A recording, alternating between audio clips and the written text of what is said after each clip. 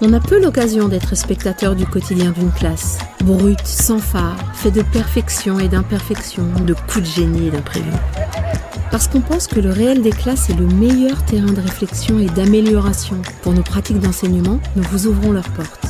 Nous vous invitons à découvrir ces outils pédagogiques afin qu'ils deviennent les vôtres. Bienvenue dans la saison 3 d'Être Prof, le podcast. Une série audio dans laquelle enseignantes et enseignants vous partagent leurs pratiques du quotidien, de la maternelle au lycée. Épisode 22. Les parcours d'apprentissage en maternelle. Dans sa classe de maternelle à Saint-Igny-de-Vers, Marion a un réel atout, le multiniveau. Celui-ci permet de cadrer et d'encourager les parcours d'apprentissage des plus jeunes qui apprennent des plus grands. Des parcours que chacun et chacune s'approprie pour cheminer à son rythme. Découvrir, s'entraîner, valider. Des étapes explicites qui permettent de mettre en réussite ses élèves. Cet animal s'appelle le Canard. col vert. La femelle s'appelle la cane et le petit, le caneton. Est-ce que le nom de ces trois animaux, on l'apprend dans un travail de l'école? Oui, Lequel, Ambre? c'est dans les animaux. Est-ce que tu l'as réussi dans ton carnet, toi? Tu vas chercher ton carnet, on va regarder? Marion, tu nous accueilles pour nous donner à entendre ton organisation sur les parcours d'apprentissage que tu proposes à tes élèves. Merci pour ça. De rien, c'est avec plaisir. Et c'est vrai que c'est une partie de mon travail d'enseignante qui m'a redonné beaucoup de joie dans l'enseignement, de pouvoir construire ce fonctionnement de classe qui va s'appuyer sur le multiniveau en classe maternelle, avec des petits moyens grands, pour permettre à ces enfants qui arrivent à l'école de se construire en tant qu'élèves et de pouvoir matérialiser leur progrès tout au long de ces 3 années. Alors, à votre avis, c'est un travail pour compter ou un travail pour parler? On travaille pour parler. Pour apprendre à parler. Donc, c'est dans la partie rouge ou dans la partie bleue de son carnet, Oscar? Dans le rouge. Dans le rouge. Donc, il faut déjà que tu ouvres ton carnet dans la partie rouge. Tu parles de parcours d'apprentissage. Ça veut dire quoi pour toi? Concrètement, c'est quoi dans la vie de tes élèves? C'est d'avoir permis de leur mettre à disposition tout ce qu'il faut pour qu'ils puissent se situer dans leurs apprentissages en partant de la petite section jusqu'à la grande section, en organisant les apprentissages en suivant le programme de l'école maternelle par grands domaines et à l'intérieur de ces domaines d'avoir construit une progression des ateliers qui leur permettent au fur et à mesure de franchir des obstacles qui vont les emmener à apprendre. Du coup, tu nous parles d'un carnet, tu nous le présentes, tu nous dis exactement ce qu'il y a dedans? Alors, c'est un carnet qui est en adéquation avec l'organisation spatiale dans la classe. Les deux vont ensemble. Donc, peut-être en commençant par l'organisation dans la classe par grands domaines. La langue, la numération, la découverte du monde. Sont associés des ateliers sur lesquels j'ai travaillé avec une progressivité des apprentissages. Donc par exemple en numération, les premiers ateliers, ils vont apprendre à différencier un peu beaucoup.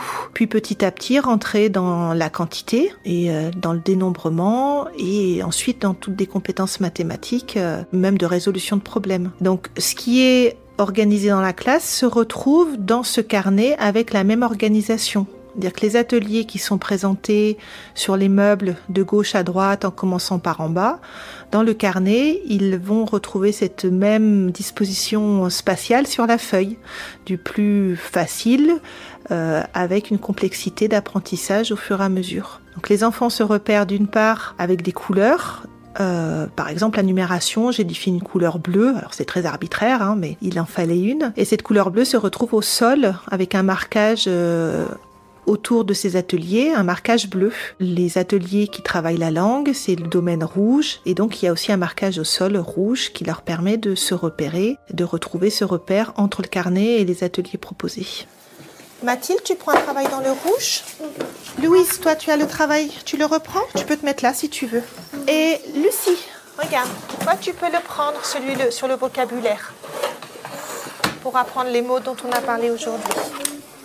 C'est un outil qui est pensé de la petite section à la grande section. Tu es seule à avoir des enfants de maternelle ou c'est pensé en équipe? Alors, c'est une petite école rurale, donc effectivement, je suis seule et c'est l'unique classe de maternelle. Donc, dans un sens, c'était facile pour moi de mettre en accord avec moi-même. Après, je sais d'en avoir discuté avec d'autres enseignants que ça peut être un choix d'équipe, de constituer des classes multiniveaux, petit, moyen, grand, et de pouvoir proposer des parcours d'apprentissage de même organisation. Noé, tu as choisi dans le rouge? Alors, je te montre. Donc ça, c'est un travail pour bien tenir son crayon et que la main elle soit toujours posée. Pour ça que je vous ai mis un tissu bien doux. Marion, on voit bien que l'organisation de ta classe, l'organisation physique de ta classe est importante dans ce dispositif. Tu nous ferais une petite visite ? Tout à fait. C'est vrai que cet environnement, il encadre l'apprentissage, donc il est très important. Donc quand on rentre dans mes salles de classe, parce que j'en ai 3, dans la première, on a un premier coin, un premier endroit où sont organisés les ateliers de vie pratique et de motricité fine, avec rangés sur des étagères, des plateaux, des ateliers, par ordre de difficulté croissante, de bas en haut, de gauche à droite. Ensuite, il y a un autre endroit, d'autres placards ouverts, où sont rangés les ateliers de découverte du monde, la nature, tout ce qui est un peu objet, étude des objets, ce qui est aimanté, pas aimanté. Et puis, dans cette pièce, il y a une grande ligne bleue au sol qui permet de regrouper les enfants au moment des temps collectifs. Et dans cette salle se positionne plutôt Séverine Latsem, qui connaît bien tous ces ateliers et qui connaît les critères de réussite de chacun de ces ateliers.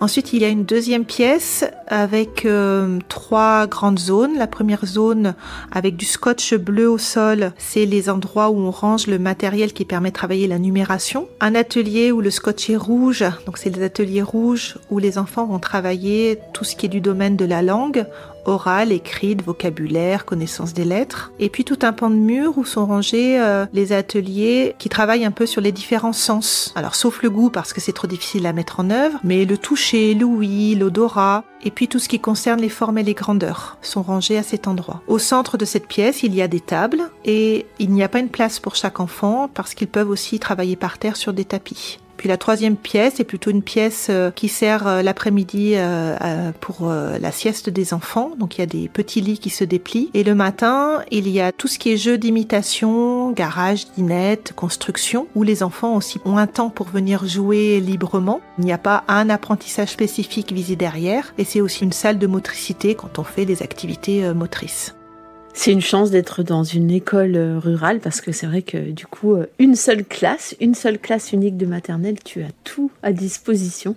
Alors c'est pas le cas de toutes les classes, mais on retient par ta visite l'organisation par espace qui a un certain avantage, celui de développer l'autonomie de tes élèves, puisque tout est fait pour qu'ils se repèrent tout seuls. On t'entend faire référence à ce qui a été colorié en petite section, en moyenne section. Dans ton carnet, pourquoi est-ce qu'il y en a qui sont en bleu, des animaux? C'est parce que j'ai déjà réussi ces animaux. Et pourquoi c'est en bleu? Tu te souviens? Non. C'est parce que l'année dernière, quand tu étais en moyenne section, on coloriait en bleu. Et cette année que tu es en grande section, on coloriait en vert. Petite section, on écrivait en jaune, après en bleu et là en vert. On coloriait en jaune, en bleu et ensuite en vert. Et tu vois, en petite section, on voit ce que tu as appris quand tu avais 3 ans. Comment vivent les enfants le fait de retrouver la trace de leur parcours d'apprentissage sur autant d'années? Alors, dans le quotidien de la classe, on ne prend pas peut-être assez le temps de revenir sur ces progrès faits d'année en année. Peut-être je vais m'appuyer dessus quand ils ont plutôt envie d'aller sur des ateliers qui sont encore trop ardus pour eux. Et à ce moment-là, je vais reprendre avec eux dans leur carnet leur progrès et leur dire, tu vois, là, en petite section, tu étais capable de faire ça. Maintenant, tu en es là. Plus tard, quand tu auras appris ça, ça et ça, tu pourras faire ce travail. On est plutôt dans cette mise en perspective pour après, qui est peut-être plus facile à comprendre pour eux que dans un retour en arrière. Après, ça m'évoque la problématique de la rentrée. Et je sais que de fonctionner comme ça, on a des rentrées très paisibles où les enfants retrouvent un fonctionnement d'année en année avec une mise au travail et une mise en atelier qui est très fonctionnelle dès les premiers jours et qui permet aux petits qui arrivent de s'intégrer très très rapidement dans cette organisation parce que ils font aussi en fonction de ce qu'ils voient autour d'eux. Et il y a beaucoup de choses qui se passent en tutorat ou en imitation. On parle des neurones miroirs où les enfants apprennent aussi en regardant les autres faire et c'est un fonctionnement qui le permet, que les petits puissent accéder à ce que font les grands. J'arrive pas à trouver cette image. Laquelle ? Celle-là ? Je vais te la réécrire, peut-être que ce sera plus facile pour toi. Tu la reconnais là ? Eh oui. Et après, attends, je te l'ai fait toute, comme ça après je peux voir Ambre.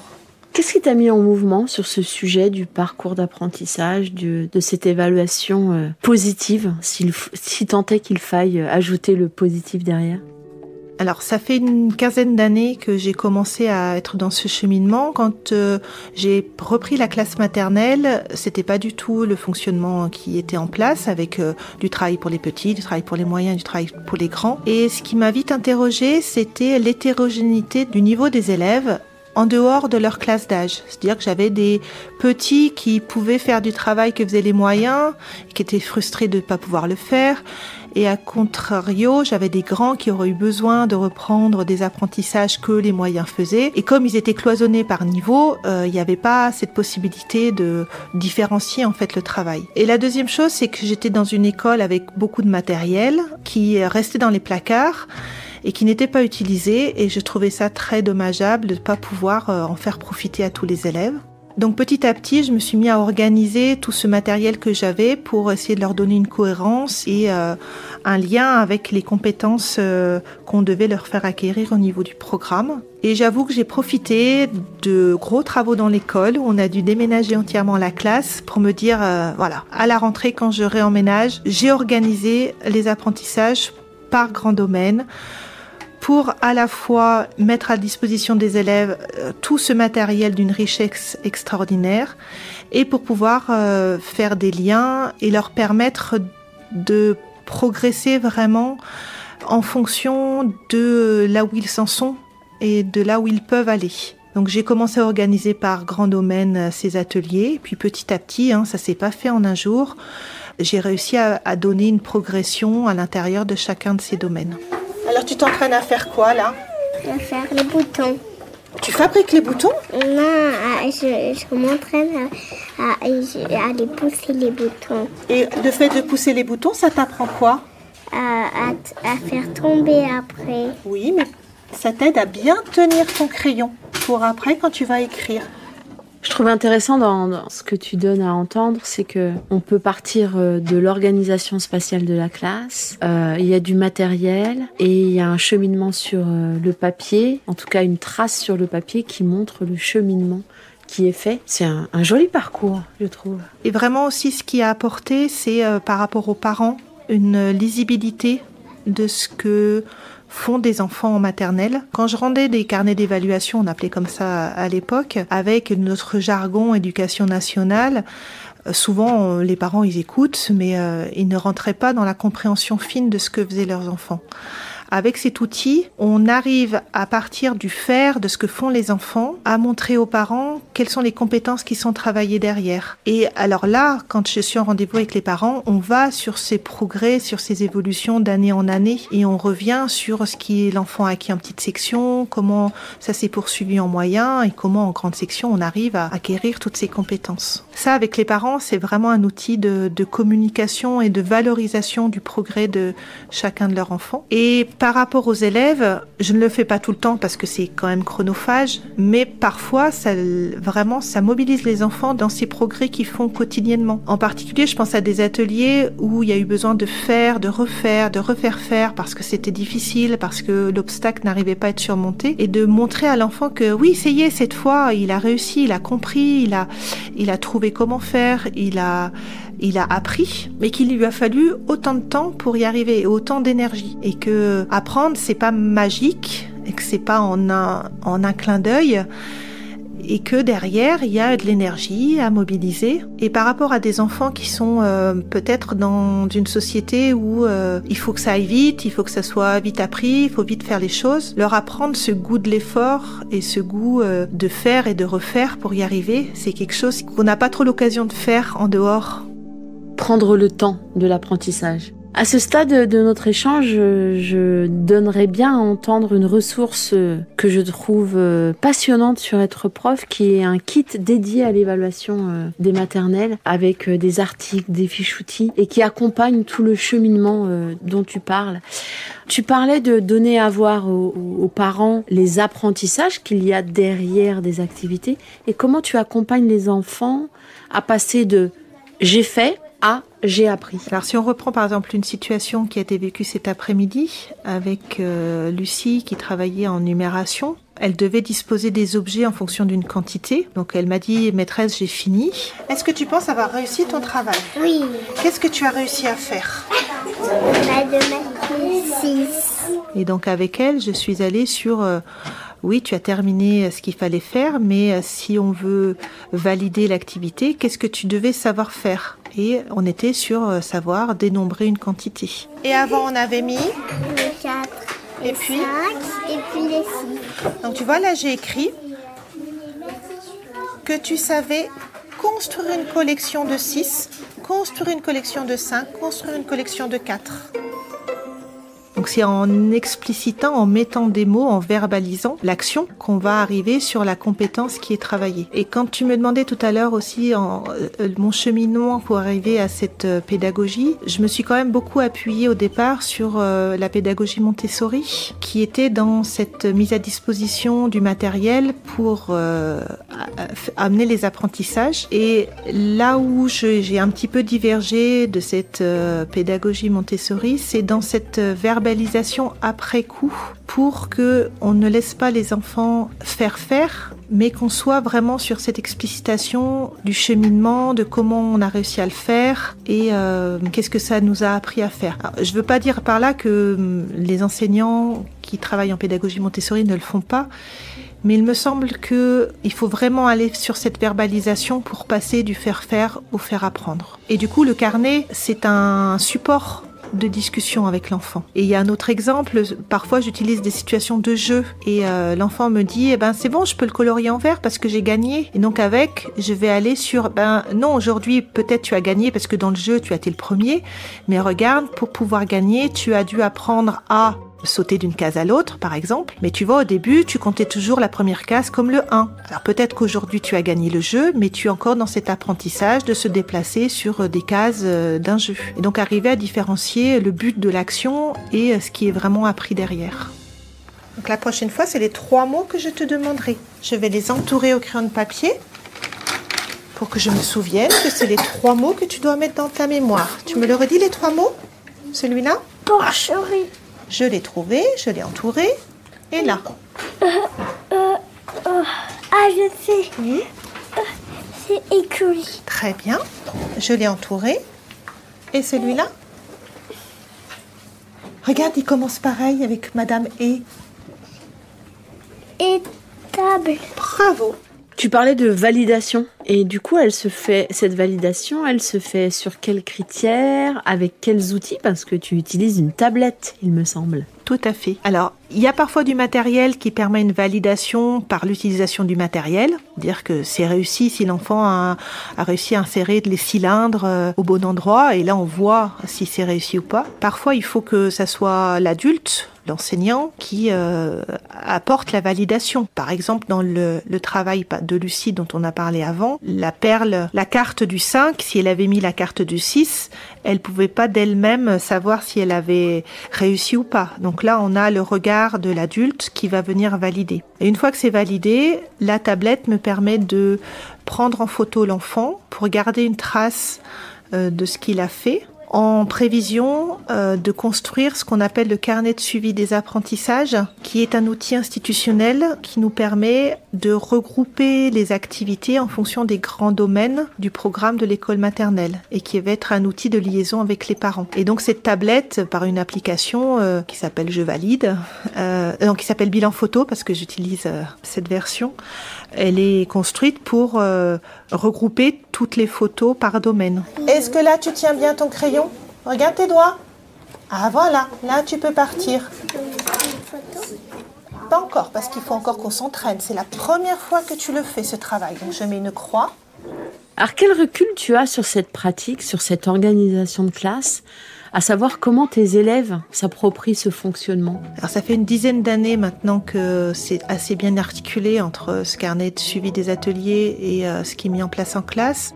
Le recul, peut-être, c'est par rapport à leur passage en cycle 2, dans la classe de ma collègue. Il a fallu construire des outils en commun avec cette collègue de cycle 2 pour que les enfants ne soient pas perdus entre deux fonctionnements différents. Donc il y a eu un travail des deux côtés, on va dire. Moi, avec les grandes sections, en début d'après-midi, j'ai un fonctionnement qui, au fil de l'année, va tendre vers un fonctionnement plus école élémentaire, avec du travail de groupe, où les enfants font la même chose en partant d'une consigne. Ils apprennent aussi à être assis, à attendre, voilà, des choses qui sont importantes pour construire ensuite les apprentissages en cycle 2.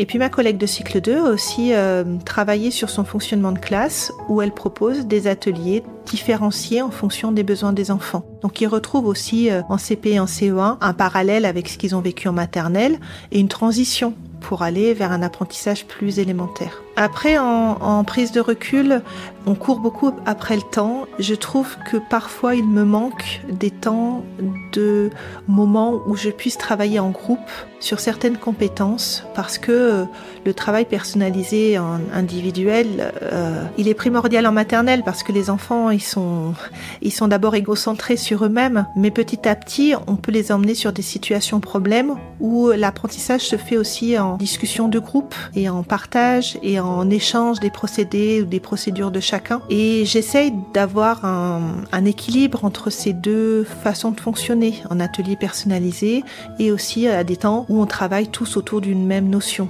Alors je le fais beaucoup en langage, où je prends des groupes d'élèves sur une compétence particulière à travailler, et je le travaille aussi en résolution de problèmes en mathématiques. C'est validé aujourd'hui. Et après, qu'est-ce qu'on fait ? On va le ranger. Avant de le ranger, On prend la photo pourquoi est-ce qu'on prend la photo ? parce que je l'ai réussi. Et qui est-ce qui va regarder la photo après ? C'est maman et papa. Ta maman et ton papa. Ça leur permet de voir les progrès que tu fais. Quel conseil tu pourrais donner à un ou une collègue qui aurait envie de se lancer et de révolutionner sa salle de classe ? Le premier conseil, c'est de prendre du temps et du recul et d'y aller petit à petit. Moi, c'est un fonctionnement qui maintenant roule, mais où il y a eu plusieurs étapes par lesquelles j'ai dû passer moi-même en tant qu'enseignant. Donc, c'est de pas tout révolutionner d'un coup et c'est de vraiment prendre le temps d'installer les choses petit bout par petit bout. Et il y a des domaines qui sont plus faciles que d'autres pour faire ce parcours d'élèves. Il y a par exemple les puzzles qui sont souvent dans toutes les classes, qu'on peut organiser du plus facile au plus difficile avec un outil de suivi pour que les élèves choisissent petit à petit des puzzles de plus en plus difficiles. Oui, c'est-à-dire que tu proposes, c'est de prendre un élément de sa classe, partir du matériel qu'on a à disposition et de réfléchir l'entièreté du dispositif, c'est-à-dire le matériel, le ranger par ordre de difficulté, trouver une manière de consigner cette progressivité et puis de proposer aux élèves de valider petit à petit ce parcours avec un outil, le consigner et le partager avec les parents. Et puis quand on est à l'aise avec ça, eh ben de s'étendre à un autre matériel ou un autre domaine ou un autre objectif, tout à fait. Petit à petit. Ce qui est cher chez être prof, le premier plus petit pas possible. Tout à fait. Et puis peut-être aussi en tant qu'enseignant, être au clair sur sa posture, dans le sens où ça demande un certain lâcher-prise. Parce que souvent en tant qu'enseignant, on a notre objectif d'apprentissage, on a prévu le matériel, on sait où on veut emmener les élèves et on y va. Et on ne prend pas assez souvent le temps du pas de côté pour observer, pour regarder comment les enfants avancent et travaillent. Et c'est un lâcher-prise qui n'est pas forcément facile parce qu'on a envie que ça passe par nous, alors que parfois l'apprentissage peut passer par les autres enfants, mais aussi peut passer par le matériel que l'on met à disposition des enfants. Merci en tout cas, Marion, de nous avoir partagé ce fonctionnement de classe. De rien, c'était un réel plaisir. C'était Être prof, le podcast. Une série audio animée par Nathalie Dreyfus, enregistrée par Yanis Dokuto, Théo Cancelli et Laurine Bonnefoy, montée par Jeanne-Marie Desnos, réalisée et mixée par Benjamin Masset et Yann Thierry, et produite par l'Acme Productions. Si vous avez envie d'approfondir le sujet, retrouvez plus de ressources sur êtreprof.fr.